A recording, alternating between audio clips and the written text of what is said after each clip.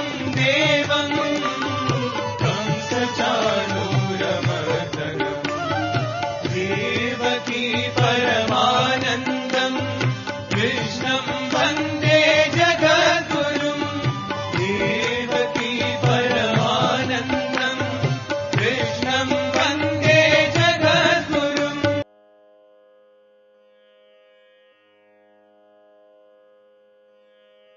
శ్రీ గురుభ్యో నమః. వ్యాస విరచిత శ్రీమద్భాగవతంలో దశమ స్కందంలో 64వ అధ్యాయం ప్రవచించుకుంటున్నా. ఇందులో నృగ మహారాజు యొక్క చరిత్రని వర్ణించడం జరిగింది. ఆ మహారాజు ఓసరవిల్లిగా అక్కడ బావిలో పడి ఉంటే శ్రీకృష్ణ పరమాత్ముని యొక్క కరస్పర్శకు ఆ ఓసరవిల్లి యొక్క రూపం అంతా కూడా పోయి అద్భుతమైనటువంటి దివ్య దేహాన్ని ధరించి శ్రీకృష్ణ పరమాత్ముని దర్శించుకున్నాడు. ఆ తర్వాత శ్రీకృష్ణ పరమాత్ముడు తెలిసి కూడా మిగతా రాజులు అక్కడ ఉన్నటువంటి తన వారందరూ తెలుసుకోవాలని, ఎవరు నువ్వు, ఏమిటి ఆకారం, ఈ రకమైనటువంటి బాధ నీకు ఎందుకు కలిగింది, ఈ విధమైనటువంటి బావిలో నువ్వెందుకు ఈ జీవిలాగా పడి ఉన్నావని చెప్పి కృష్ణ పరమాత్ముడు అడిగితే మృగమహారాజు తన యొక్క చరిత్రని చెప్పడం ప్రారంభిస్తున్నాడు. ఏం చేశాడు, ఏం జరిగింది అనేటువంటిదంతా వివరంగా ఈరోజు చెప్పుకోబోయే అంశంలో చెప్పుకుందాం. ముందుగా భగవత్స్మరణ.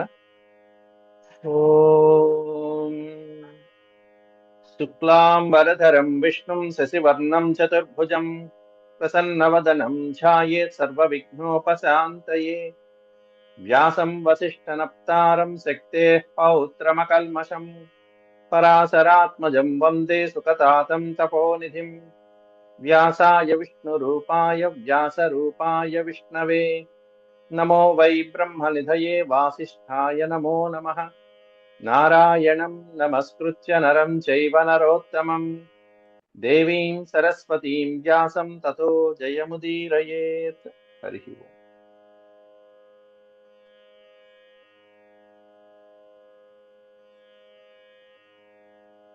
నృగమహారాజు యొక్క చరిత్రలో దశమస్కందం 64వ అధ్యాయం.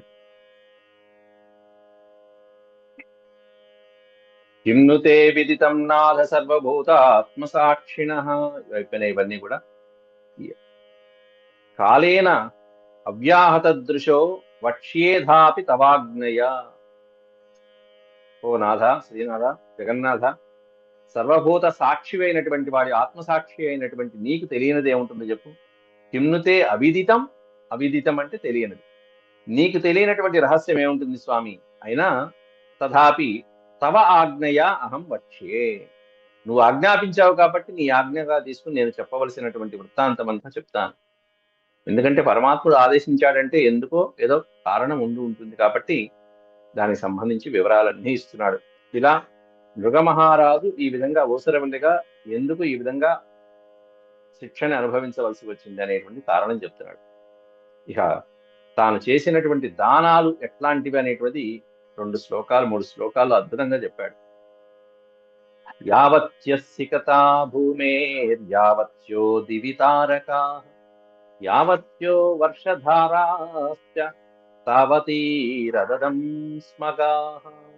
గాహ, గాహ అంటే గోవులు, గోదానాలు అన్నీ ఇన్ని లెక్కలేనన్ని గోదానాలు చేశాను మహాప్రభు. ఎన్ని గోదానాలు చేశాను, ఆ చేసినటువంటి గోవులకి లెక్కే లేవు. యావత్య సికత భూమి, భూమి యందు ఎన్ని ఇసుక రేణువులు ఉన్నాయో, సికత అంటే ఇసుక,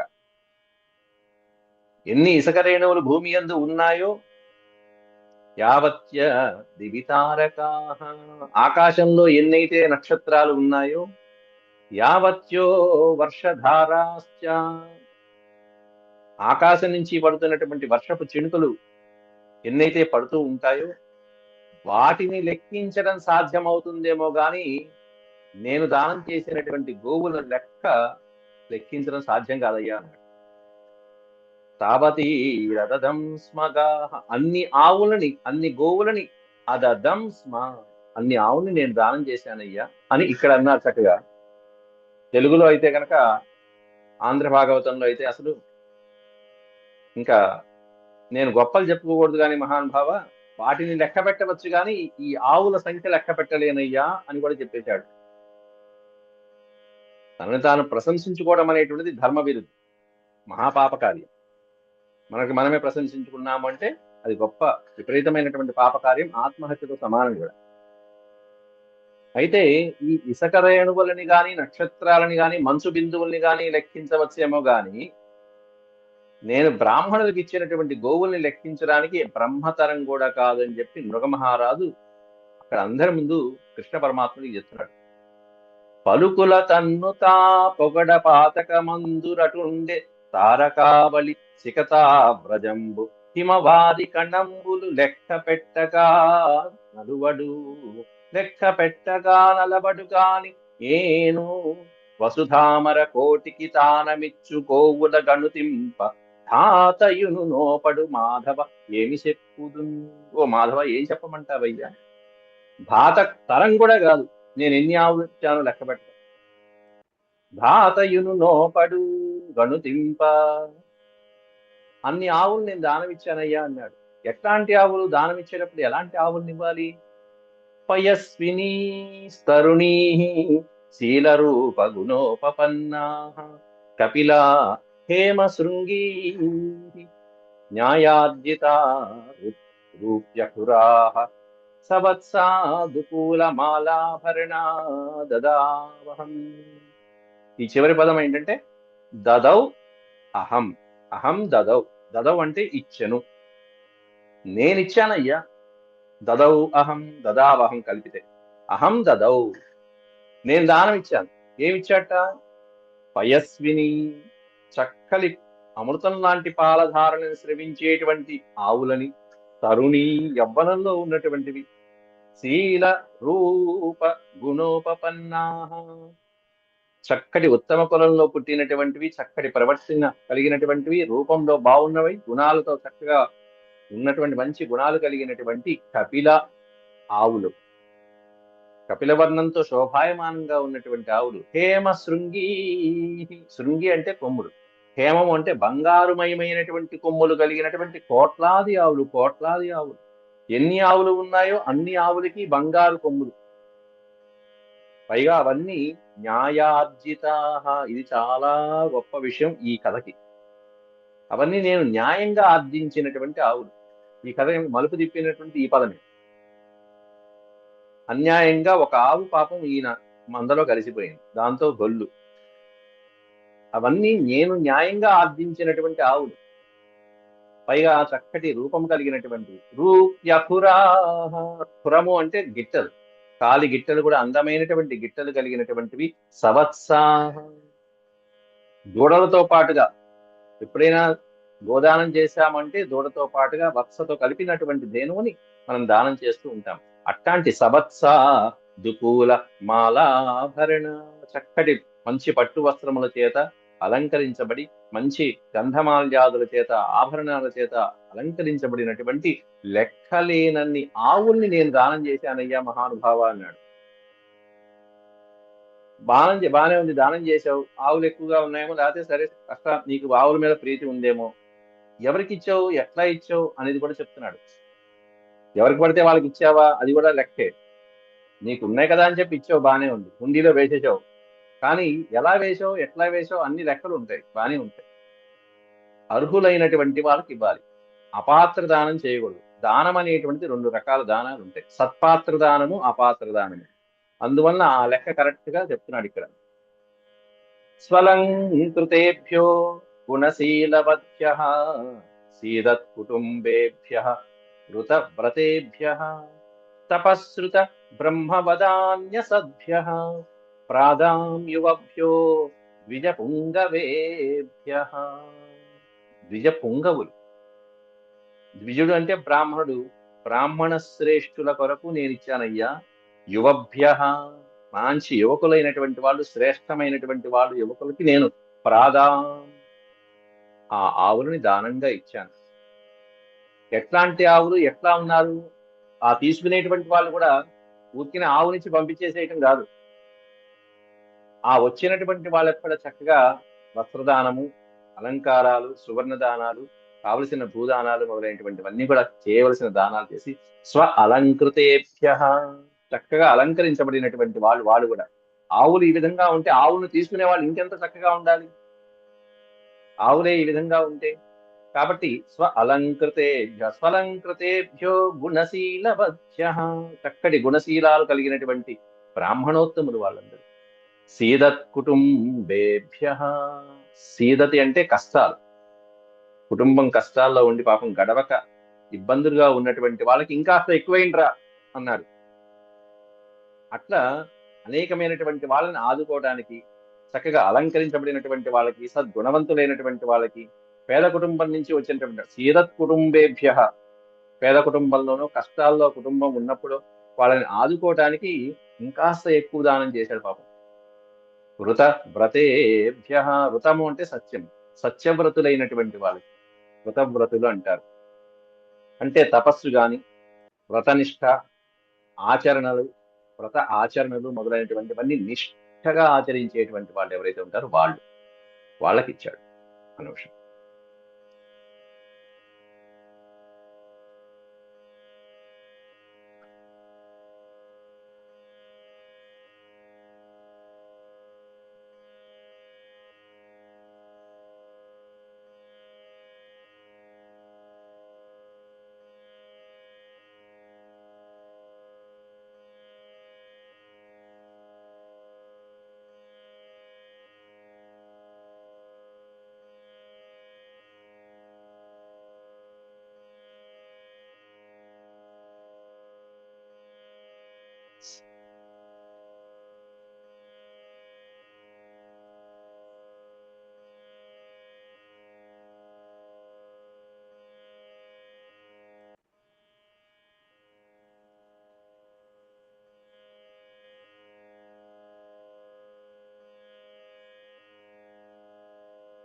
స్వలంకృతేభ్యో గుణశీలవద్భ్య సీదత్ కుటుంబేభ్య వృతవ్రతేభ్య చక్కగా వ్రతాలని, అలాగే వాళ్ళు చేస్తున్నటువంటి యజ్ఞాలు గాని అనేకమైనటువంటి తపస్సులు గాని నిష్ఠగా ఆచరించేవాడు.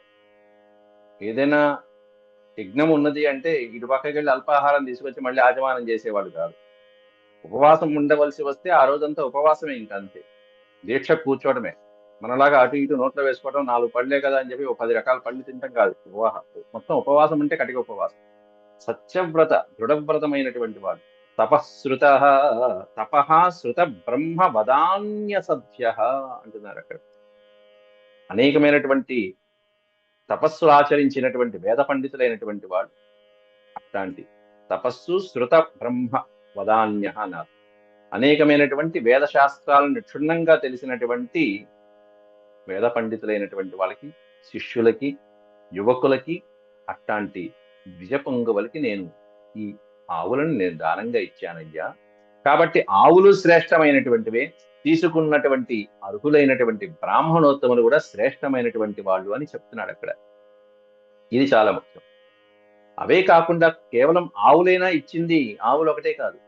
గోభూ హిరణ్యాయతనాశ్వహస్తినః కన్యా సదాసీస్తిల రూప్యశయ్యాః వాసాంసి రత్నాని పరిచ్ఛదాన్ రథానిష్టం చ యజ్ఞైశ్చరితం చ పూర్తం అన్నారు అక్కడ.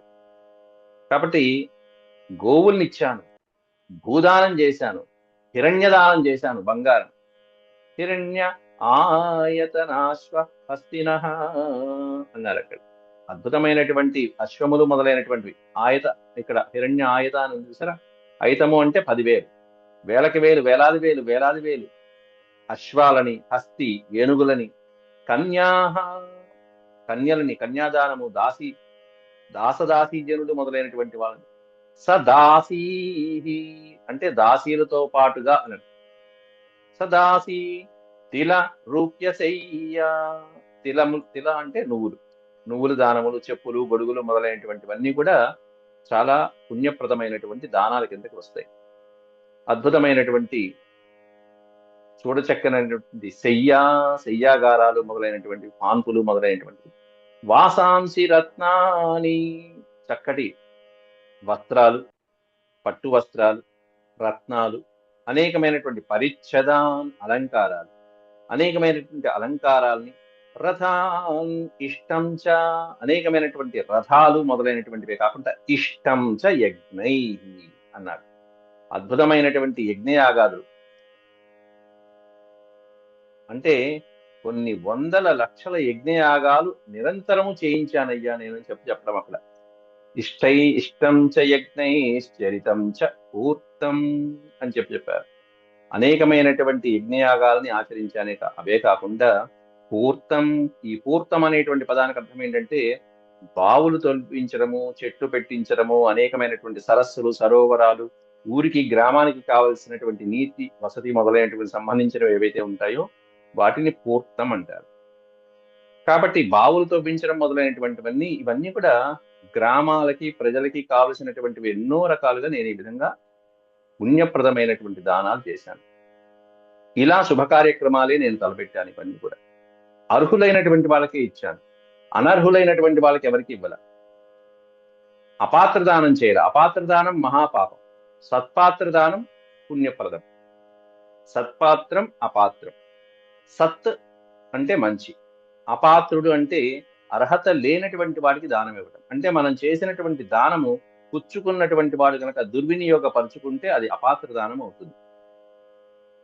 అంటే మనం ఇచ్చినటువంటి దానం తీసుకువెళ్ళి వాడి కుటుంబ పోషణకో, లేకపోతే వాడి తర్వాత విద్యా ఉద్యోగ భారానికి మొదలైనటువంటి వాటికి చక్కగా ఉపయోగించుకుంటే ఫలప్రదం అవుతుంది. కానీ మనం ఇచ్చినటువంటి దానం తీసుకుని వాడు అనేకమైనటువంటి దుర్వ్యసనాలతో ఆ వచ్చినటువంటి బలంతో మరికొంతమందిని బాధించడానికో, ఇబ్బంది పెట్టడానికో మీరు ఇచ్చినటువంటి దానం గనక ఉపయోగపడింది అంటే అది అపాత్ర దానం అవుతుంది. అర్హులైనటువంటి వాడికి దానం చేయాలి. అది యోగ్యత ఉందా లేదా, పుచ్చుకోవడానికి యోగ్యత ఉందా లేదా, తీసుకునేటువంటి బ్రాహ్మణుల సద్బ్రాహ్మణుడే కాదా, అంటే వాడు కనీసం సంధ్యావందనం అన్నా వచ్చా లేదా, తీసుకునేటువంటి వాళ్ళకి ఎవరికి పడితే వాళ్ళకి దానం చేయకూడదు. అలాగే ఇంట్లో కార్యక్రమాలను పిలిచేటప్పుడు కూడా వాడు బ్రాహ్మణుడు మంచివాడా కాదా అని చెప్పి కూడా మనం చూసుకుని పిలుస్తూ ఉంటాం ఇంట్లో కార్యక్రమాలకి. కాబట్టి ఇచ్చినటువంటి ధనంతో వాళ్ళు దుర్వినియోగం చేసుకుంటే ఆ దుర్వినియోగం కలిగించడానికి లేనిపోని బలాన్ని కలిగించినటువంటిందుకు దానం చేసిన మనకి ఆ పాపం వస్తుంది. అది అపాత్ర దానం అంటారు. సత్పాత్ర దానం అంటే మనం ఇచ్చినటువంటి దానంతో వాడు సద్వినియోగం చేసుకోవాలి. అది ఎలా తెలుస్తుందండి? వాడు సద్వినియోగం చేసుకున్నాడు, దుర్వినియోగం చేసుకున్నాడు అనేది ఎలా తెలుస్తుంది? ఆ ఊళ్ళో ఉన్నటువంటి వాళ్ళని మనం కనుక్కోవాలి. కొత్తగా వచ్చారు అంటే ఇక దైవ నిర్ణయం. అప్పుడే కొత్తగా వచ్చి అడిగారు. కొత్తగా వచ్చి అడిగిన తర్వాత, కొత్తగా వచ్చి అడిగినప్పుడు అప్పుడు ఏం చేయాలి? వాళ్ళు ఎవరో తెలియదు, ఏదో ప్రయాణం చేస్తున్నప్పుడు వచ్చారు, దానం అడిగారు. ఏమి ఇవ్వాలి మనం అప్పుడు? మీరు నిజంగానే వారి అవసరాన్ని బట్టి వారికి ఏదో ప్రయాణ ఖర్చులు కావాలన్నారంటే మీరు 500 తీసిచ్చారో, 1000 రూపాయలు తీసిచ్చారో, ఆ డబ్బులతో వాడు తాగి తందనాలని ఇంకో ప్రయాణికుల్ని ఇబ్బంది పెట్టారంటే ఆ పాపం మనకు వస్తుంది. కాబట్టి దానికి తగినటువంటి విధంగా మీరు ఆ సమయంలో చాలా మంది దేని మీద ఆధారపడాలంటే నా ఉద్దేశం ప్రకారం మన మనసు మీద ఆధారపడాలి. ఆత్మబుద్ధి సుఖాయేవ. మన మనసుకు అన్నీ తెలుసు. వస్తున్నటువంటి వాడు ఎటువంటి వాడు అనేటువంటిది చాలా వరకు తెలుసు. అలాగే వారి యొక్క వయసును బట్టి, వారి అవసరాన్ని బట్టి, వారి యొక్క చూసేటువంటి ఆ ప్రవర్తన చూడంగానే ఏమనిపిస్తున్నారు అనేటువంటి దాన్ని బట్టి మనం సిక్స్త్ సెన్స్ అంటాం చూసారా, చూడంగానే ఏమనిపిస్తున్నది, ఇచ్చేయాలి అనిపిస్తే వెంటనే ఇచ్చేయండి మొదటి క్షణంలోనే. అదే మీ ఆత్మ మీకు ఇచ్చిన సంకేతంగా భావించి వెంటనే ఇచ్చేసేయండి. లేదా ఒక క్షణం పరిశీలిద్దాము అని చెప్పనుకుంటే జాగ్రత్తగా వస్తున్నటువంటి వాళ్ళని మీరు గమనించండి, ఆ తర్వాత ఇవ్వండి. అదే అవునా కాదు వచ్చేటువంటి వ్యక్తిని బట్టి. కానీ ఇంకోటి, దానం ఇవ్వటమే చాలా శ్రేయస్కరమైనది. దీంట్లో ఈ దానాల్లో మళ్ళీ మనకి పుణ్యం ఎప్పుడు వస్తుంది? తీసుకున్నటువంటి వాడు సంతృప్తి చెందాక మనకి పుణ్యం వస్తుంది. తీసుకున్నవాడు సంతృప్తి చెందటం కుదురుతుందా? ఆ సంతృప్తి ఉంటుందా? పుష్టి పొందుతుందా? ఆ సంతృప్తి ఎప్పుడు పొందుతాడు? మనం ఎంత ఇచ్చినా వాడికి తృప్తి కలగదు. ఇంకా ఇస్తే బాగుండు, ఇంకా ఇస్తే బాగుండు, ఇంకా ఇస్తే బాగుండు అనుకుంటూనే ఉంటాడు దానం విషయంలో ఎప్పుడైనా సరే, ఎవరైనా సరే, ఎంతైనా సరే దానికి అంతు లేదు. మరి తృప్తి ఎట్లా కలుగుతుంది? అందుకే అన్ని దానాల్లో కంటే గొప్ప దానం ఏమిటి అంటే అన్నదానం అన్నారు. అన్నదానం కంటే మించిన దానం ఏమిటి అంటే విద్యాదానం అన్నారు. అన్నదానం మహాదానం విద్యాదానం అతఃపరం అన్నారు. అన్నదానం గొప్పదని ఎందుకంటామంటే మిగతా ఏ దానం చేసినా కూడా తీసుకున్నటువంటి వాడు పుచ్చుకున్నటువంటి వాడికి తృప్తి కలగకపోవచ్చు, కానీ అన్నదానం చెయ్యగానే వాడికి కడుపు నిండిపోయింది. అమ్మో ఇంకొద్దండి చాలు బాబోయ్, పెట్టమాకండి బాబోయ్ అంటాడు. ఇక అదే తృప్తి, ఇంకేం కావాలి మీకు పుణ్యానికి. అన్నదానం మహాదానం, తృప్తి పడిపోయాడు, మీకు పుణ్యం ఖాతాలో వెళ్ళిపోయాడు. అయితే దీంతో కూడా ఓ చిన్న దోషాన్ని కనుక్కున్నారు మన కవి పండితులు. అన్నదానం మహాదానం విద్యాదానం అతఃపరం. ఎందుకనయ్యా, ఏమిటయ్యా ఫాల్ట్, దీంట్లో ఉన్న లోటు ఏంటంటే అన్నేన క్షణికా తృప్తి అన్నారు. ఈ ఒక్క పాయింట్ లాగారు. అన్నదానం చేయటం వల్ల కేవలం క్షణికమైన తృప్తి కలుగుతుందండి. మీరు అన్నదానం పెట్టారు, బాగానే ఉంది, పొద్దున అన్నం పెట్టారు, వాడు తిన్నాడు, హాయిగా కడుపు నిండింది, సంతోషంగా దీవించాడు, వెళ్ళాడు. కానీ సాయంత్రానికి ఏమైంది, మళ్ళీ మీరు తిన్నటువంటి ఆహారం అయిపోయింది, జీర్ణం అయిపోయింది, మళ్ళీ సాయంత్రం వాడు భౌతిక భిక్షాంతి అని అడుక్కోవడమేగా, మళ్ళీ రోడ్డును పట్టమేగా. ఏమైంది, మీ దానం ఏమైపోయింది, మీ పుణ్యం ఏమైపోయింది, తరిగిపోయిందా? కాబట్టి మళ్ళీ సాయంత్రం రెడీనే, మళ్ళీ సాయంత్రం పెట్టాలి, మళ్ళీ సాయంత్రం పెడితే మళ్ళీ రేపటికి రెడీ, మళ్ళీ రేపు రాత్రికి రెడీ, అంతే. కాబట్టి దీనికంటే భిన్నమైనది విద్యాదానం అండి అన్నారు. అందువల్ల అన్నిటికంటే మించినది విద్యాదానం చేస్తే ఏమిటి, ఆ విద్యాదానం చేయటం వలన వాడి కాళ్ళ మీద వాడు నిలబట్టమే కాకుండా ఇంకో నలుగురిని సహాయపడుతూ వాడి జీవితాన్ని వాడు పెంపొందించుకుని జీవితాంతము వాడు సుఖంగా గడపడానికి అవకాశం కల్పించిన వాళ్ళం అవుతాం. కాబట్టి అన్నదానం కంటే మించిన దానం గొప్పది విద్యాదానము. కాబట్టి ఇలా దానం చేయవలసిన సందర్భాల్లో ఆచితూచి అడుగు పెట్టవలసిందే. వీలైనంత వరకు ఆ ధన సహాయం చేయడం కంటే అలాంటి సందర్భాల్లో మీరు ఆలోచించవలసిన సందర్భాలు వచ్చినప్పుడు ధన సహాయానికి బదులు వేరే ఇంకేమైనా ధనం లేకపోతే భోజనం పెట్టాలా, వాడికి తిండి పెట్టాలా, వస్త్రాలు కావాలా, ఉద్యోగం కావాలా, అది మీ చేతిలో ఉన్నటువంటిది ఏదైతే ఉంటుందో దాన్ని చేయగలిగింది మనం చేయటమే తప్ప వీలైనంత వరకు ధన సహాయం అనే దాన్ని మాత్రం చేయకుండా మనం జాగ్రత్త పడాలి. ఆ ధన సహాయం చేయడం వల్ల వాడు సద్వినియోగం చేసుకుంటున్నాడా లేదా మీరు పర్ఫెక్ట్ గా మీరు తెలుసుకోగలిగితే చేయండి, లేకపోతే వేరే ఇతరమైనటువంటి దానాలు మనం ప్రాముఖ్యతనిస్తే మంచిది. కానీ కొంతమంది చిన్నపిల్లలు కూడా చూడండి, ఎన్ని రకాలుగా వాళ్ళు బయట వచ్చి మనకి సహాయం అందిస్తూ ఉంటారు. వాళ్ళు చెడు మార్గాల పట్టకుండా ఉండాలి అంటే వాళ్ళకి కావాల్సిన సహాయం సరిగ్గా మనం ఆలోచించి చేయవలసింది అది. కాబట్టి దానం విషయం ఇట్లాంటిది. అందులో ఇక్కడ గోదానం గురించి ఈ అధ్యాయంలో విశేషంగా చెప్తున్నారు.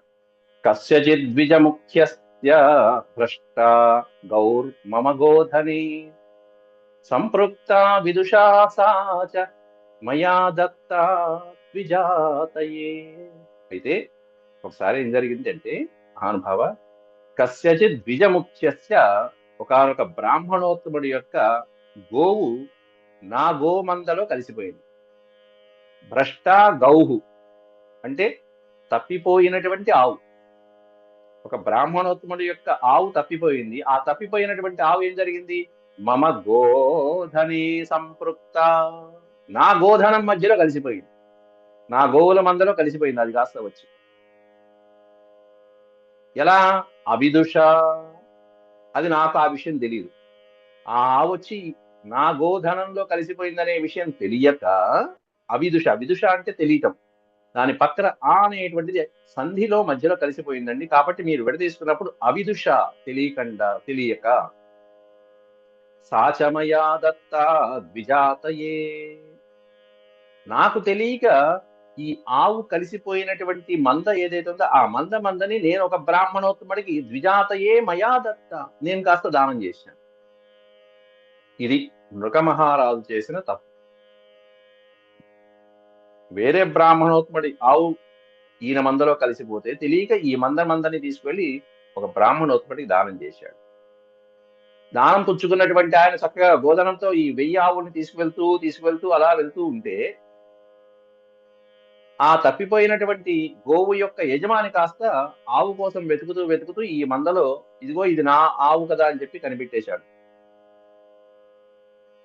ఎన్ని వేల ఆవులున్నా సరే యజమాని తన ఆవుని సులభంగా పసిగడతాడు. అలాగే ఆ ఆవు కూడా యజమానిని పసిగడుతుంది. ఎలా అంటే దూడ ఎన్ని వేల ఆవులున్న దూడ తన తల్లి దగ్గరికి ఎలా అయితే పరిగెత్తుకుంటూ వెళ్తుందో అలా పసిగట్టేస్తారు. తాం నీయమానాం తత్స్వామి దృష్టో వాచమమేతి తం. తాం నీయమానాం అంటే నేను ఇచ్చినటువంటి ఆ గోదానాన్ని తీసుకుని ఆ యజమాని వెళ్తూ ఉంటే ఆ కోల్పోయినటువంటి ఆవు యొక్క యజమాని కూడా దృష్ట్వా ఉవాచ, ఈ కోల్పోయినటువంటి ఆవును చూసి ఏమన్నట్ట, మమేతి తం తం మమేతి ఉవాచ, ఈ ఆవు నాదయ్యా, నువ్వు తీసుకెళ్తున్నావేమిటని చెప్పి వాళ్ళలో వాళ్ళు మాట్లాడుకున్నారు. ఈయనేమన్నా నాదంటాడు, ఆయనేమన్నా నాదంటాడు. మమేతి పరిగ్రాహ్య నృగో మే దత్తవానితి. ఈ దానం పుచ్చుకున్నటువంటి వాడు చెప్పాడు, మమా ఇది పరిగ్రాహ్య, ఇది నాదయ్యా, ఇప్పుడే నాకు ఈ ఆవులని నృగో మే దత్తవాన్, నృగ మహారాజు నాకు దానంగా ఇచ్చాడు అని చెప్పి స్పష్టంగా చెప్పడం జరిగింది. దానంగా ఇచ్చి నేను పుచ్చుకుని ఇప్పుడే వెళ్తున్నాను, అట్లాంటిది ఈ ఆవు నీదంటావేమిటి అని చెప్పి ఈ విధంగా ఆ బ్రాహ్మణులిద్దరు ఎదురు బదురుపడి మాట్లాడుకుంటున్నారు. విప్రౌ వివదమానౌ, వారిద్దరు మాట మాట పెరిగింది, వివాదం, వారిద్దరు పోట్లాడుకుంటున్నారు. విప్రౌ వివదమానౌ మాం ఊచతు స్వార్థ సాధకౌ భవాన్ దాతాపహర్తేతి తచ్చుత్వా మే అభవద్ భ్రమః. ఒక్కసారిగా భయం వేసిందయ్యా నాకు, వాళ్ళ యొక్క ఆ వివాదం చూడంగానే నాకే ఆశ్చర్యం వేసింది, నాకే మనసు సంకోచంలో పడింది, ఏమిటి నేనేమన్నా తప్పు చేశానని చెప్పి. అంటే దిగ్భ్రమకు లోనయ్యానని చెప్పి చెప్తున్నాడు అక్కడ మహారాజు. అన్ని ఆవుల్ని దానం చేసి అంత అద్భుతమైనటువంటి దానం చేశాడే, చూడండి, ఇది దానం అంటే, ఇది దానం అంటే, ఇది దానం అంటే, ఇది దానం అంటే. కర్ణుడు చేసిన లెక్క చెప్పండి, ఇట్లా ఏమన్నా చేశాడా, ఎక్కడన్నా ఉందా? మనం అట్లాంటి కర్ణుని మనం ఓ దానవంతుడిగా మనం కీర్తిస్తాం కానీ ఏం దానం చేసినట్టుగా ఎక్కడ ఉంది అసలు? ఎక్కడ లేదు ఏమి దానం చేసి. అలవాటు ఉంది కానీ ఇట్లా దానం చేసినట్టుగా ఆయన చరిత్రలో ఎక్కడా చెప్పాల, భారతంలో కూడా. ఒక్క కవచకుండల దానం చేశాడని చెప్పారు తప్ప ఇన్ని దానాలు చేసినట్టు ఎక్కడా లేదు. పోనీ ఆ తీసుకున్న దానాలు కూడా అత్యంత నీచాతి నీచమైనటువంటి దానంగా మనం పరిగణించవచ్చు. కవచకుండలాలు ఇచ్చినప్పుడు అవమానించి మరి ఇచ్చాడు ఇంద్రుణ్ణి. పైగా ఇంద్రుడు వస్తున్నాడని తెలుసు, నువ్వు ఇంద్రుడు అని నాకు తెలుసు కూడా అని చెప్పన్నప్పుడు ఇంకా ఇంద్రుడు మోసం చేసినట్టు ఎక్కడ ఉంది అక్కడ? ఇంద్రుడే మోసం చేయడా, మనం మోసం చేశాడేమో ఇంద్రుడు అనుకుంటా. నువ్వు ఇంద్రుడివి నాకు తెలిసిరేవయ్యా అని కూడా అనేస్తాడు. నువ్వు వస్తున్నావు నా పైగా రాత్రి తెలిసిందిరేవయ్యా అంటాడు పైగా. ఇంకా కాబట్టి ఇంద్రుడు మోసం చేసినట్టుగా కూడా మనం అనుకోగల, బ్రాహ్మణుడి రూపంలో వచ్చినా కూడా. పైగా అవమానించి మరీ ఇచ్చాడు ఇంద్రుణ్ణి. చివరికి ఏం చేశాడు? దాని బదులు వేరే శక్తి ఆయుధాన్ని కూడా పుచ్చుకున్నాడు. కాబట్టి ఇది దానమే కాదండి, ఇది దానం అంటే. ఇన్ని వేల ఆవులు, ఇన్ని రకాల భూములు ఈ విధమైనటువంటి బ్రాహ్మణుడికి దానం చేశాడంటే కర్ణుడు ఏముంది, కర్ణుడు మృగమహారాజుని మనం చెప్పుకోవాలి. అట్లాంటి మహానుభావులు చెప్పుకోవాలి. లేకపోతే శ్రీకృష్ణ పరమాత్ముడి యొక్క సాన్నిధ్యం దక్కుతుందా, పరమాత్ముడి యొక్క దర్శనం దక్కుతుందా లేకపోతే ఈ మహారాజుకి? అట్లా బ్రాహ్మణోత్తములిద్దరూ వాళ్ళిద్దరూ పోట్లాడుకుంటూ మామూచతు స్వార్థ సాధకౌ, వాళ్ళ యొక్క వివాదాన్ని కాస్త తొలగించడం కోసం అని చెప్పి వాళ్ళిద్దరూ చర్చ చివరికి నా సభకు వచ్చి నన్ను కలుసుకున్నారయ్యా, నా దగ్గర అడిగారు. ఏమని అడిగారు? భవాన్ దాత అపహర్తేతివా, నువ్వు నిజంగా దీన్ని దానం చేసిన వాడివైతే నువ్వు దీన్ని అపహరించినటువంటి వాడివి అవుతావయ్యా అని కూడా చెప్పారు అక్కడ. పాదోపవాలు జరిగే కొంత వాళ్ళిద్దరు పోట్లాడుకున్నారు. ఏమన్నాడు ఇక్కడ బ్రాహ్మణుడు, మహారాజా, ఇప్పుడే కదా నువ్వు ఈ గోవును నాకు దానం ఇచ్చేసావు, ఈ మందని నేను తీసుకువెళ్తుంటే ఇదిగో ఇతగాడు వచ్చి ఈ గోవు నాదని చెప్పంటున్నాడు అని చెప్పంటే, తీసుకువెళ్తుంటే ఇంతదేమైనా రెండో బ్రాహ్మణుడు అంటున్నాడు, మహారాజా, దీన్ని నువ్వు ఇతడికి దానం ఇచ్చినట్లయితే, భవాన్ దాత, నువ్వు దానం చేసిన వాడివైతే గనక, అపహర్త ఇది, నువ్వు దీన్ని అపహరించినటువంటి వాడివైన వాడు, నువ్వు దీన్ని అపహరించావు అని ఆ మొదటి ఆవు యొక్క యజమాని మహారాజు మీద అభాండం వేశాడు. ఆ మాట అనేటప్పటికీ గుండె కడుక్కుమంది ఒకసారి. తచ్చుత్వామి అభవత్ భ్రమః. కోట్లాది కోట్ల ఆవుల్ని దానం చేసిన నృగమహారాజుకి ఒక ఆవు దొంగతనం చేశాడనేటువంటి విధంగా అపవాదు పడేటప్పటికీ ఒక్కసారిగా కుంగిపోయాడు అంతే. అనునీత ఉభౌ విప్రౌ, మంచి మాటలతో ఆ బ్రాహ్మణోత్తముల్ని అనునయించడానికి, శాంతపరచడానికి ప్రయత్నించాడు. ఎలా? అనునీతావుభౌ విప్రౌ ధర్మకృచ్ఛ్ర గతేన వై. ధర్మ కృచ్ఛ్రగతేన. కృచ్ఛ్రగతేన అంటే ఎంతో కష్టం, అతి కష్టం మీద అనేక ధర్మాలు చెప్పి, అనేక మాటలు చెప్పి వాళ్ళ యొక్క ఈ వివాదాన్ని నేను రూపుమాపడానికి ప్రయత్నించానయ్యా. కానీ ఏమని ప్రయత్నించాట? గవాం లక్ష్యం ప్రకృష్టానాం దాస్యాం ఏషా ప్రదీయతాం. ఈ ఆవు బదులు మీకు ఒక్కొక్కరికి 1,00,000 ఆవుల్ని ఇస్తానయ్యా. గవాం లక్ష్యం ప్రకృష్టానాం, దీని బదులుగా మేము 1,00,000 ఆవుల్ని ఇచ్చేస్తాను, కాబట్టి ఆ ఆవును ఇచ్చేయండి. దాస్యామి ఏషా ప్రదీయతాం అని చెప్పి ఇటు పక్షాలని సర్దు పెట్టాడు, ఇటు పక్షానికి 1,00,000 ఆవుల్ని పాపం ఇస్తానని చెప్పాడు. కానీ వాళ్ళిద్దరూ ఒకే మాట మీద ఉన్నారు. ఆ బ్రాహ్మణులు ఎంత పరీక్ష చూడండి, ఇంత దానం చేసినటువంటి వాడికి ఎంత పరీక్ష. అటువంటి క్లిష్టకాలం. ఇద్దరు మొండికేసి ఆ తర్వాత ఆ ఆవు కోసం మిగతా వాళ్ళంతా ఏ విధమైనటువంటి పట్టుపట్టారు. ఆ తర్వాత మహారాజు ఏ విధంగా ఈ ఊసరవిల్లి యొక్క రూపాన్ని ధరించాడు అనేటువంటి వచ్చే భాగంలో రేపటి పాటలను మళ్ళీ చెప్తున్నాం. అంతవరకు సెలవు. ఓం శాంతి శాంతి శాంతి. హేదక్షర్మద భ్రష్టం మాత్రాహీనం చయద్భవేత్ తత్సర్వం క్షమ్యతాం దేవ నారాయణ నమోస్తుతే. సర్వం శ్రీకృష్ణార్పణమస్తు. హరి ఓం తత్సత్.